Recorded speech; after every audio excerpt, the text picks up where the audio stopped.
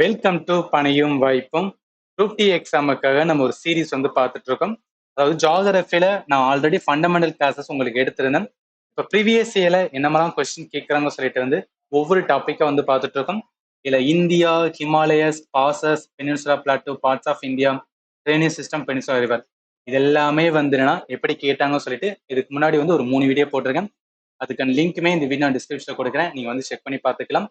இப்போ இந்த வீடியோ என்ன பார்க்க போறோம், இந்த சாயில் அண்ட் பயோஸ்பியர் ரிசர்வ் பார்த்தீங்கன்னா மண் மற்றும் உயிர்கோள காப்பகங்கள், இதுல எப்படி கொஸ்டின் கேட்கான்னு சொல்லி ஒவ்வொன்றா பார்க்கலாம்.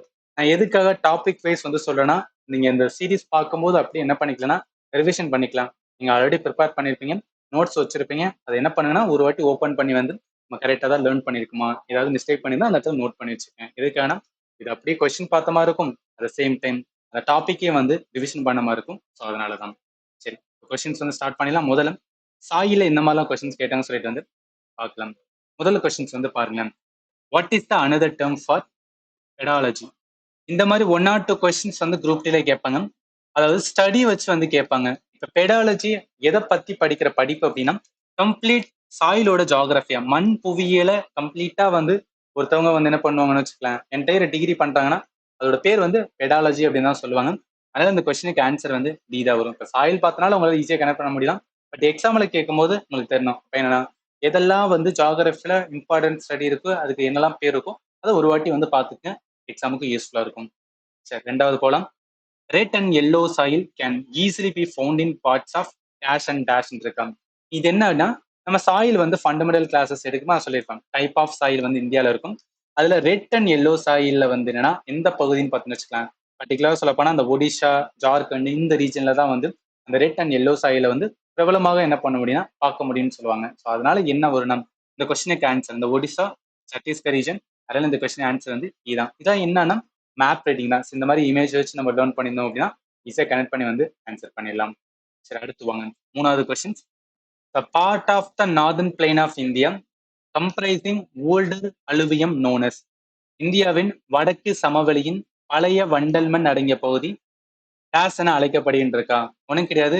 இது ஏன் சாயிலோட டாபிக்ல வச்சிருக்கேன்னா, அலுவியம் இருக்கு, வண்டல் மண் இருக்கு. அப்போ வண்டல் மண் இருக்கும்போது என்ன அதில் நம்ம லேர்ன் பண்ணியிருக்கோம்.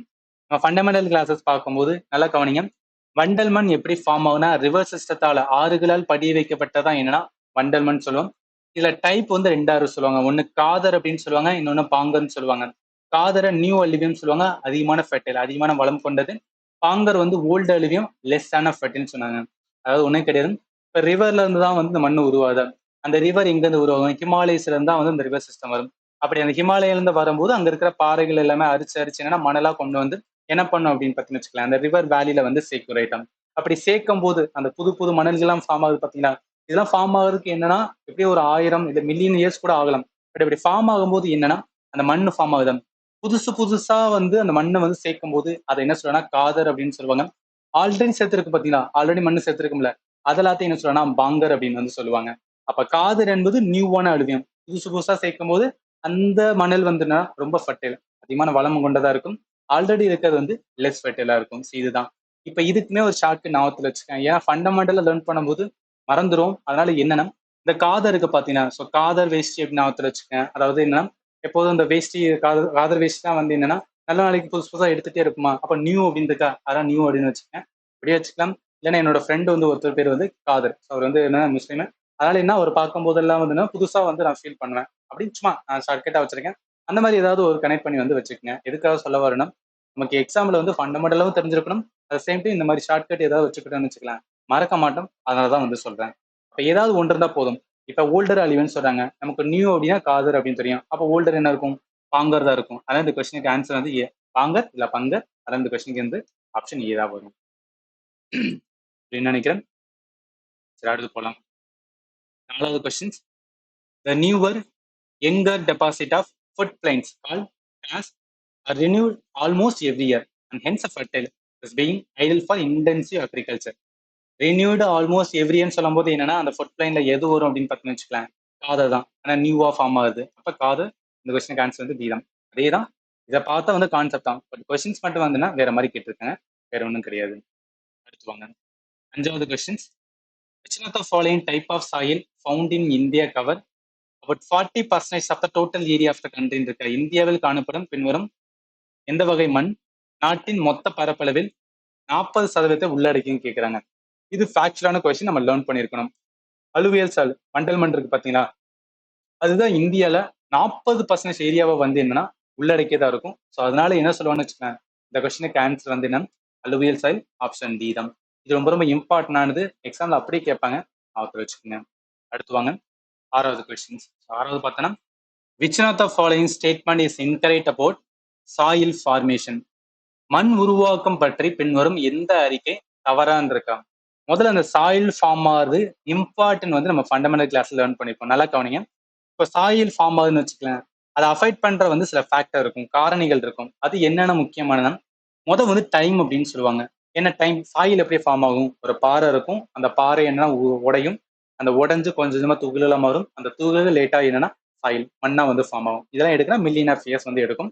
அந்த டைம் இருக்கு பாத்தீங்கன்னா, அந்த மில்லியன் ஆஃப் இயர்ஸ் சொல்லும் போது அந்த டைம் எந்த மாதிரி இருக்கோ அதை பொறுத்தான் அந்த சாயிலோட வந்து திக்னஸ் வந்து இருக்குன்னு சொல்லுவாங்க. எந்த அளவுக்கு டைம் அதிகமா எடுக்கோ அந்த அளவுக்கு திக்னஸ் வந்து இருக்குன்னு சொல்லுவாங்க. இது ஃபர்ஸ்ட். ரெண்டாவது கிளைமேட். கிளைமேட்னாவே என்ன? Temperature, rainfall. எந்த அளவு டெம்பரேச்சர், எந்த அளவு வந்து மழைப்பொழிவு இருக்கோ அதை பொறுத்துனா வெதரிங். வெதரிங்னா ஒண்ணு கிடையாது, அந்த பாறை உடைஞ்சு அது சின்னதா ஃபார்ம் ஆகி அந்த சின்னது மண்ணா மாறுது பாத்தீங்கன்னா, இந்த மாதிரி கொஞ்சம் கொஞ்சமா வந்துன்னா போயிட்டு இருக்கல, இதுதான் வெதரிங் அப்படின்னு சொல்லுவாங்க. அதுக்கும் ஹுமோஸ் ஃபார்மேஷன் அப்படின்னு சொல்லுவாங்க. ஹுமோஸ்னா ஒண்ணு கிடையாது, நம்ம மண்ணு மாதிரி இருக்குல்ல, மண்ணுல டாப் லேயர் தான். அதாவது என்னன்னா, இப்ப நம்ம ஒரு பொருளை போட்டோம்னா மக்குது பாத்தீங்களா, அந்த மக்குற தன்மை கொண்ட இருக்கிற லேயர் எல்லாமே வந்து ஹுமோஸ் அப்படின்னு சொல்லுவாங்க. அந்த ஹுமோஸ் ஃபார்மேஷனுக்கு எல்லாமே எது முக்கியமானதுன்னா இந்த கிளைமேட் தான். இது ரெண்டாவது. மூணாவது பேரண்ட் ராக். ஸோ பேரண்ட் ராக்னா என்ன? பாறையில இருந்து தான் எது உருவாகும் அப்படின்னு பார்த்தா மண் உருவாகும். அந்த பாறை எந்த மாதிரி இருக்கோ, ஏன்னா பாறையிலே நிறைய டைப் ஆஃப் பாறைகள் இருக்கு, அந்த பாறை எந்த மாதிரி இருக்கோ அதை பொறுத்து அதோட colour, Dexter, chemical property, mineral content எல்லாமே இருக்குன்னு சொல்லுவாங்க. அடுத்து ரிலீஃப். ரிலீஃப்னா அந்த பாறை எந்த மாதிரி இருக்கு, அதாவது என்ன, ஒரு மவுண்டைன் ரீஜன்ல இருக்கா, இல்ல பிளைனான சமவெளியான வந்துன்னா இடத்துல இருக்கா, இல்ல கடலோர பகுதியில இருக்கா, அதை பொறுத்து என்ன அப்படின்னு பார்த்தீங்கன்னு வச்சுக்கலாம், அங்க சாயில் வந்து ஃபார்ம் ஆகும். ஆல்டிடியூடு, ஸ்லோப்பு இதெல்லாம் வந்து சாயிலோட அக்குமுலேஷனை வந்து தீர்மானிக்குன்னு சொல்லுவாங்க. ஃபைனலா Flora, fauna and micro organism. இதனம் இந்த ரேட் ஆஃப் ஹியூமஸ் ஃபார்மேஷன். ஏன்னா இப்ப அங்க இருக்கிற வந்து சின்ன சின்ன உயிரினங்கள், அதனாலதான் என்னன்னு வச்சுக்கோங்க, நியூட்ரியன்ஸ் எல்லாம் ஃபார்ம் ஆகும். அந்த நியூட்ரியன் தான் என்ன பண்ணும் அப்படின்னு பார்த்தா, ஏதாவது ஒரு பொருள் போட்டா மக்கும் தன்மை கொண்டதா இருக்கும். அது ஃபார்ம் ஆகுதுக்கு என்னன்னா இந்த flora, fauna and micro organism. இப்போ இதை வச்சு இந்த கொஸ்டின்ஸ் வந்து பாருங்க. முதல் ஸ்டேட்மெண்ட்ல altitude slope determine the rate of humus formation. இப்பதான் பார்த்தோம். ஹுமஸோட ரேட் ஃபார்மேஷனுக்கு எது முக்கியமானது அப்படின்னு பார்த்தீங்கன்னு வச்சுக்கிறேன், ஃப்ளோரா, ஃபௌனா, மைக்ரோ ஆர்கானிசம். அதனால முதல் ஸ்டேட்மெண்டே வந்து தப்பா தான் இருக்கு. அடுத்து time determine the thickness of the soil profile. Yes, இப்பதான் பார்த்தோம். சாயில் ப்ரொஃபைலோட திக்னஸ் எதுனா டைம் தான் வந்து தீர்மானிக்கும். டெம்பரேச்சர், ரெயின்ஃபால் எதுனா ரேட் ஆஃப் வெதரிங் இன்ஃப்ளூயன்ஸ் பண்ணும். எஸ், இப்பதான் பார்த்தோம். வெதரிங் எல்லாத்தையும் என்னன்னா அந்த கிளைமேட் தான் வந்து இன்ஃப்ளூயன்ஸ் பண்ணும். பேரண்ட் ராக் என்னன்னா டிட்டர்மைன் த கலர்ஸ். எஸ், ஏன்னா ராக்லே பாறையிலே வந்து நிறைய டைப் ஆஃப் பாறைகள் இருக்கு. Igneous rock, metamorphic rock, sedimentary rock அப்படிலாம் சொல்லுவாங்க. அந்த ஒவ்வொரு ராக்கை பொறுத்து அதோட கலர் வந்து என்ன இருக்குன்னு சொல்லுவாங்க. அதனாலதான் சாயில நிறைய டைப் ஆஃப் சாயில் இருக்கு பாத்தீங்களா. இந்தியாவில ஏன் டைப் ஆஃப் சாயிலாம் ஒவ்வொரு இடத்துலயும் ஒவ்வொரு பாறை இருக்கும், அந்த ஒவ்வொரு பாறையினால வந்து ஒவ்வொரு மாதிரி வந்து சாயிலோட கலர் இருக்கும். அதனால இதுவுமே வந்து கரெக்டா தான் இருக்கு. அதனால என்னன்னா எது இன்கரெக்ட் அப்படின்னு கேட்கறாங்க, first statement incorrect, option A தான் வரும். இதெல்லாமே ரொம்ப ரொம்ப இம்பார்ட்டன்ட், ஞாபகத்துல வச்சுக்கோங்க. அடுத்து வாங்க பயோஸ்பியர் ரிசர்வ்.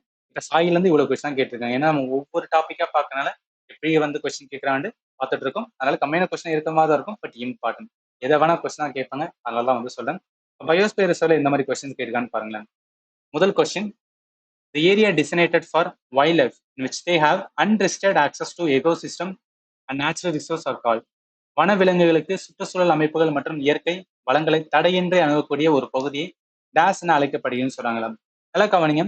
இப்ப பயோஸ்பியர் ரிசர்வ் அப்படின்னு சொல்றோம்னு வச்சுக்கலேன், அது எப்படி பிரிப்பானா கோர், பஃபர், டிரான்சிஷன் ஜோன் அப்படின்னு சொல்லுவாங்க. அது என்ன சார் கோர் அப்படின்னா, இதுக்குள்ள இருக்கிற உயிரினங்கள் வந்து என்னன்னா அது வாட்ல இருக்கும். அதாவது இந்த மூணா பிரிக்கிறதுக்கு முக்கியமான ரீசன் வந்து ஒவ்வொரு இடத்துலயும் வந்து மனிதர்கள் வந்து உள்ள போறதுக்கு வந்து தடை இருக்குன்னு சொல்லுவாங்க. கோர்ல யாருக்குமே அளவு கிடையாது. ஒன்லி யாருக்குன்னா கவர்மெண்ட்டுக்கு மட்டும்தான் வந்து அளவு இருக்கும். அவங்க மானிட்டர் பண்றதா மட்டும்தான். மிச்சதுல இந்த பஃபர் ஜோன் அப்படின்னு சொல்லுவாங்க. இதுல வந்து என்ன அப்படின்னு பார்த்தீங்கன்னு வச்சுக்கலாம், மோஸ்ட்லி வந்து இந்த டூரிசம், அதுவும் செலக்டடான டூரிசம் அண்ட் வந்து ரிசர்ச் பர்பஸ் இது மாதிரி அலோவ் பண்ணுவாங்க. டிரான்சிஷன்ல வந்து என்ன ஹோம், அதாவது ஹியூமனோட செட்டில்மெண்ட் எப்படி இருக்கும் அப்படின்னு பார்த்தீங்கன்னு வச்சுக்கோங்க, ட்ரைபல் பீப்புளா இருந்தா மட்டும்தான் அலோவ் பண்ணுவாங்க. புதுசான ஒரு செட்டில்மெண்ட் அலோவ் பண்ண மாட்டாங்க. இதெல்லாம் எதுக்காகனா அங்க இருக்கிற அனிமல் இருக்கும் பாத்தீங்களா, அங்க இருக்கிற வந்து பயோஸ்பியர் இருக்கும், அதாவது அங்க இருக்கிற அனிமல், மைக்ரோ ஆர்கானிசம், அதோட லைஃப் ஸ்டைல் எதையுமே வந்து யாரும் தடை பண்ணக்கூடாதுன்னு சொல்லி தான் வந்து இந்த மாதிரி கொண்டு வந்திருப்பாங்க. இப்ப இதை வச்சு பார்க்கும்போது நல்லா கவனிங்க. அவங்க என்ன சொல்றாங்க, அன்ரெஸ்ட்ரிக்டட் ஆக்சஸ் வந்து ஹியூமனுக்கு கிடையாது, அது யாருக்குன்னு சொல்றாங்கன்னா அங்க இருக்கிற வைல்ட் லைஃப். அப்ப வனவிலங்குகளுக்கு என்னன்னா தடையண்டு அணுகக்கூடிய ஒரு பகுதி தான் என்ன சொல்லுவாங்கன்னா பயோஸ்பியர் ரிசர்வ். நான் இப்ப சொன்ன பாத்தீங்களா, அந்த கோர் ஜோன்லாம் வந்து என்னன்னா ஒன்லி அது வாட்டில் என்னன்னா இந்த இடத்துல வேணா வந்து போய்க்கலாம். இந்த மாதிரி இருக்கதான் வந்து என்னன்னா பயோஸ்பியர் ரிசர்வ். உயிர்கோள இருப்பு கிடையாது, இது அமைப்பு அப்படின்னு சொல்லுவாங்க. இந்த ரிசர்வ்னால இருப்பு அப்படின்றது. அதனால இந்த கொஸ்டினுக்கு ஆன்சர் வந்து சீதா வரும். அடுத்து வாங்க, ரெண்டாவது question. Which of the following is the biggest biosphere reserve of India in terms of geological area அப்படின்னு இருக்கா? அதாவது பயோஸ்பியர் ரிசர்வ் இந்தியாவில் எத்தனை இருக்குன்னா மொத்தம் 18 இருக்கும். ஃபண்டமெண்டல் கிளாஸஸ் எடுக்கும்போது சொல்லியிருப்பேன். அதுல எது வந்து லார்ஜஸ்ட் அப்படின்னு பார்த்தீங்கன்னு வச்சுக்கலாம்.